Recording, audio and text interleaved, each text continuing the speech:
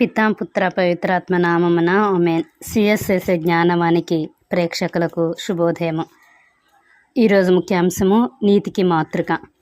జ్యేష్ఠనాథుడు తన జీవిత కాలమంతా నీతి అనేది పుణ్యమును అనుసరించరి. చక్రవర్తికి సుంకము చెల్లిట న్యాయసమ్మతమా? మరి పరిచయులు అడిగినప్పుడు యేసు చక్రవర్తికి చెల్లించవలసినది చక్రవర్తికిని, దేవునికి చెల్లించవలసినది దేవునికిని చెల్లింపుడు అని చెప్పిరి. అలా చెప్పటంలో యేసు ప్రభువు నీతి అనేది పుణ్యమును ఎట్లు అనుసరించారో మనము గ్రహించగలము.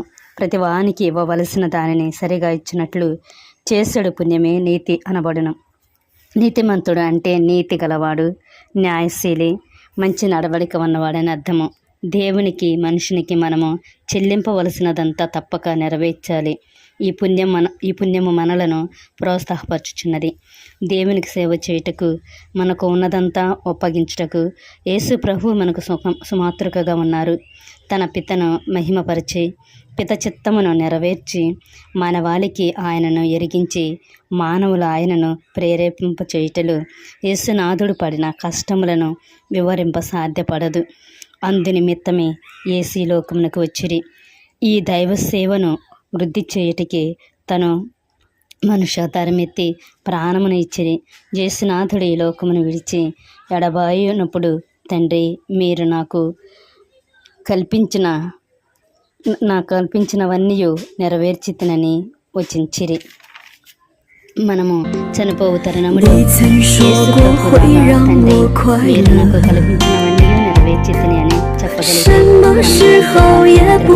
సర్వేశ్వరుడు మనం సృష్టించిన రక్షకుడే కావున బాధ్యతను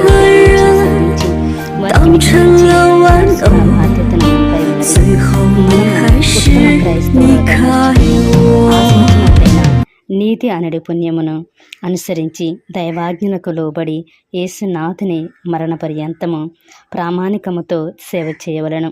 ఓ యేసు ప్రభువా, వీరే చివరి వాక్కని మేము నమ్ముచున్నాము. మంచివారు మీలో వెలుగొందెదరు. హృదయ శుద్ధి కలవారు చీకటిలో చుక్కల వలె వెలుగుచున్నారు. మీ దివ్య హృదయము భక్తులు సర్వేశ్వరుని ఎడ నీతి అనడి పుణ్యమును సాధ్యమైనంత వరకు అనుసరించుచున్నారు. శోధన సమయమందు మీపై గల భక్తి విశ్వాసమును విడిచిట్టలేదు. మీరు నేర్పించిన నీతి నియమముల ప్రకారము మేము జీవించే భాగ్యాన్ని ప్రసాదించండి. యేసునాథుని దివ్య హృదయ భక్తులందరూ దేవునికి పొరుగువానికి తాము చెల్లించవలసినదంతా సరిగా ఒప్పగించి దృఢమైన ప్రతిజ్ఞ చేయ పక్షమున వారందరూ పునీత జోసెఫ్ గారి వలె నీతిమంతులు కాగలరు.